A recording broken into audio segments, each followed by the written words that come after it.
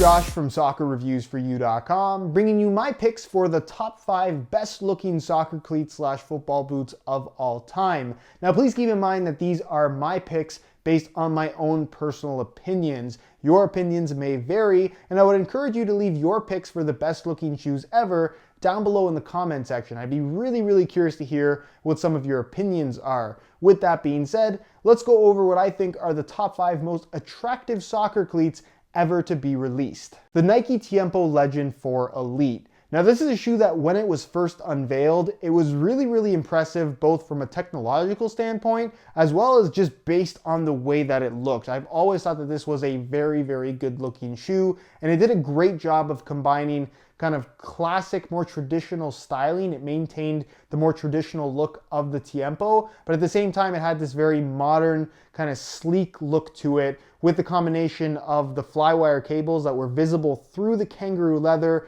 through the midfoot and heel area, and then the soft, plush, quilted stitching leather toe, which was free of any flywire. It had this really cool mix of two very modern and very old technologies combined into one single upper, which I thought was always a very unique thing. The shoe itself, honestly, it just didn't fit all that well. The regular Legend 4 I always felt fit a lot better, at least for me personally. But with that being said, the way that the Legend 4 Elite looked was absolutely incredible. It had some amazing colorways, not to mention that it also had the carbon fiber sole plate from Nike, which was very cool at the time, and I would say is still very cool looking today. Again, I think the regular Legend 4 was probably the better shoe to actually wear, but the Legend 4 Elite, absolutely fantastic looking and just a really cool technological achievement in general. The Adidas F50 Plus, also known as the Spider-Man boot, which if you haven't seen this shoe before, once you see it, you'll definitely understand why it got that nickname. Now the F50 Plus is the second F50 model to be released as part of the F50 line. The original F50 had a very similar design with the leather running through the middle and then the textile material running down the sides. But the most distinctive, I guess, new feature that they added to the F50 Plus over the original F50 was the rubberized webbing running through the entire textile area of the shoe and kind of flowing into the leather at the front. It gave the shoe a very distinctive look.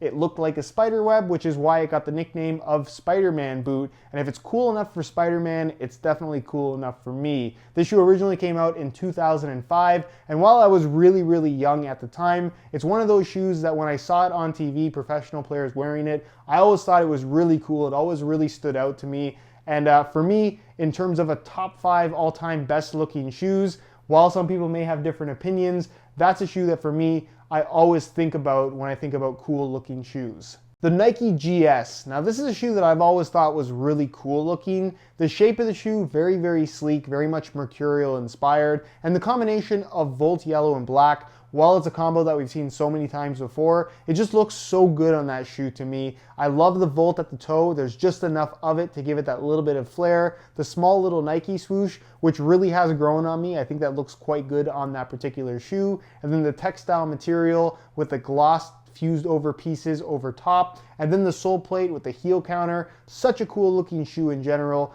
Very modern, very futuristic looking, which is kind of what I really like about that particular design. For those that don't know too much about the Nike GS, GS stands for green speed, and the whole kind of concept of this limited edition release is to create a shoe that was made from all recycled materials, and because of the recycled materials they were using, they actually had to develop special manufacturing processes to make that shoe even possible. So it was a lot of firsts in the industry. I'm not sure how many of those manufacturing processes they still continue to use, if any at all, but the end result was definitely a very cool looking shoe, although not a great shoe to actually wear. The Nike GS was the original one, which was very limited, and then Nike released the GS2, which had the ACC branding through the middle with the safari print.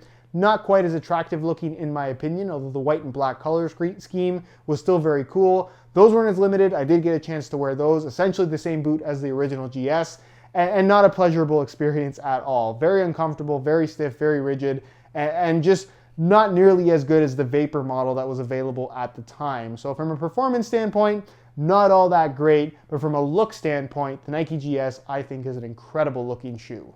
The Adidas Predator Pulse. Now I would say that out of all the shoes on my list, this may be the most controversial pick as a best looking of all time.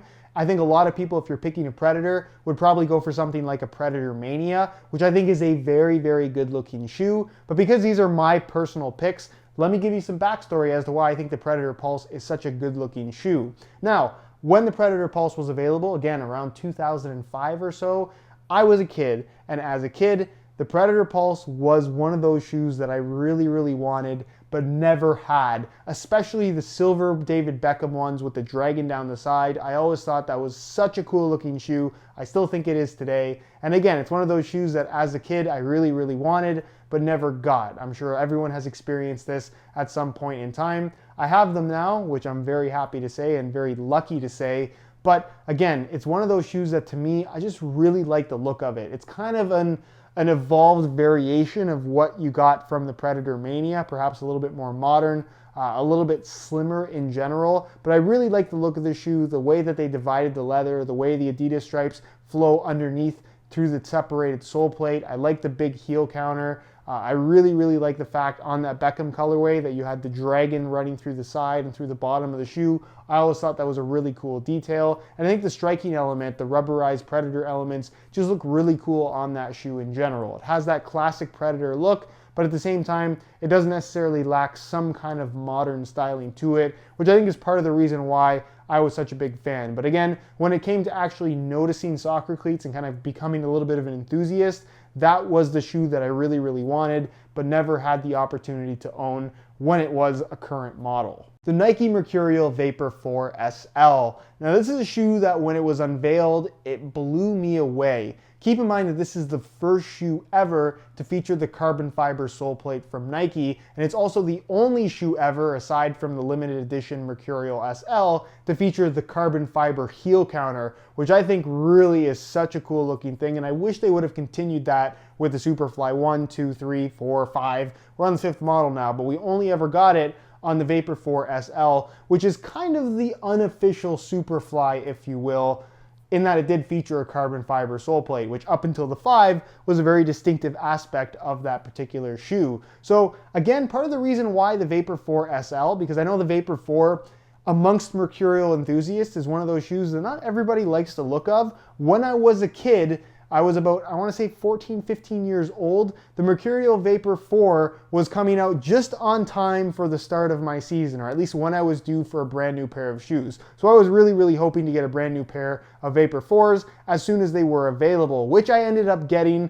Didn't have the SL, but I did have the regular Vapor 4. And like a lot of people coming from the Vapor 3, a shoe that everybody I think unanimously thinks is a very good looking shoe and could easily be a pick for the best looking Mercurial of all time. When I first saw the 4, I was a little bit disappointed. I wasn't in love with the look, which by the way, the Vapor 4 kind of maintained its look all the way up until the current Mercurial, at least in terms of having the bigger Nike swoosh as opposed to the little Nike swoosh through the midfoot, which some people still don't like the look of, by the way. But the lace cover was something that kind of wasn't crazy about at the start, but it's something that really, really grew on me. And once they showed the SL model with the carbon fiber heel counter and sole plate, again, I was completely sold. I always thought that was a super cool looking shoe. And with a lot of the colorways that released, the SL model wasn't actually available to the public. So you had a lot of professional players wearing pro only SL variations of the shoe that made it even that much cooler to me. So for me,